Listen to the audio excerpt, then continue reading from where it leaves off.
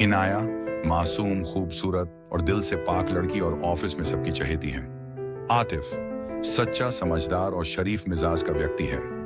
रेहाना चुप सी दिखने वाली, एक खूबसूरत, ग्लैमर और जुनून से भरी लड़की है। मुस्कान इनाया की छोटी बहन, इनाया से भी ज्यादा सुंदर और तेज। यह कहानी पाकिस्तान के बर्फीले पहाड़ों के बीच बने सरकारी ऑफिस की है। वहां का माहौल एकदम सुहाना, खूबसूरत है। इनाया की हंसी हर दिल में बसती है। इनाया और आतिफ एक दूसरे को पसंद करते थे। दोनों एक दूसरे को दिलो जानों से चाहते थे। इनाया और आतिफ के प्यार के बारे में ऑफिस में सबको जानकारी थी, लेकिन रेहाना एक तरफा आतिफ से बेइंतहा प्यार करती थी।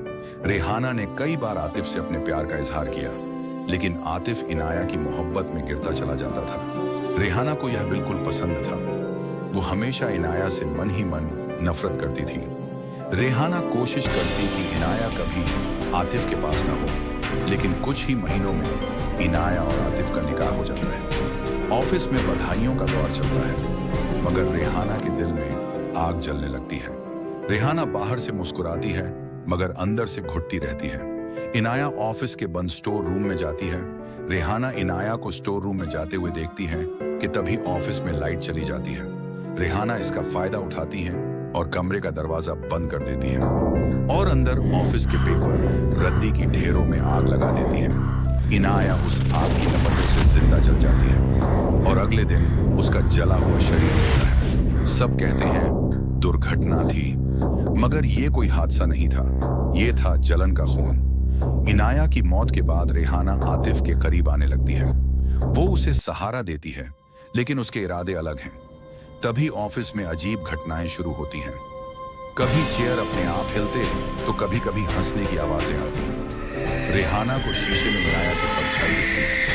कंप्यूटर पर खुद ब खुद टाइप होता है, मैं वापस आ गई हूं। ऑफिस का स्टोर रूम अब कोई नहीं खोलता, वहां ठड़क और साया रहता है। इनाया की बहन मुस्कान एक दिन ऑफिस आती है आतिफ का हाल पूछने। वो इनाया की याद दिला देती है, वही आवाज, वही आंखें, वही मासूमियत। मुस्कान को देखकर रेहाना की जलन फिर भड़कती है। अब उसकी नफरत मुस्कान की तरफ मुड़ जाती है, लेकिन मुस्कान स्टोर रूम की तरफ जाती है जहां उसकी दीदी जलकर मरी थी। वहीं पहली बार मुस्कान से इनाया की आत्मा बात करती है। मुस्कान, मैं मरी नहीं, मुझे मारा गया है और मेरी कातिल रेहाना है। मुस्कान रोते हुए, दीदी मैं वादा करती हूँ, मैं तुम्हें इंसाफ दिलाऊंगी। मुस्कान आतिफ को पूरा सच बताती है। वो पुराने फुटेज, सबूत और आत्मा के इशारों से सब कुछ उजागर करती है। आतिफ टूट जाता है। उसे लगता है उसकी मोहब्बत को जलाकर छीन लिया गया। रेहाना मुस्कान को भी खत्म करने की साजिश रचती है। वो उसे फिर से स्टोर रूम में फंसाने की कोशिश करती है, लेकिन इस बार इनाया की आत्मा जाग चुकी है। रेहाना जैसे ही मुस्कान को मारने जाती है, दरवाजे अपने आप खुलते हैं, हवा तेज चलती है। इनाया की आत्मा रौद्र रूप में प्रकट होती है। आतिफ और स्टाफ भागकर वहां पहुंचते हैं। आत्मा रेहाना को हवा में उठा लेती है और बालकनी से नीचे फेंक देती है। चीख और फिर खामोशी। आतिफ कमरे में अकेला खड़ा है। इनाया और मुस्कान भी वहीं है, आंसुओं में। आतिफ, मैं तुझसे बेइंतहा प्यार करती हूँ। इनाया रोते हुए आतिफ को कहती है कि अब मुझे जाना होगा, अब मैं जा रही हूँ। इनाया रोते, एक आखिरी ख्वाहिश है। आतिफ, क्या? बोलो इनाया। इनाया, मेरी बहन मुस्कान, उससे निकाह कर लो।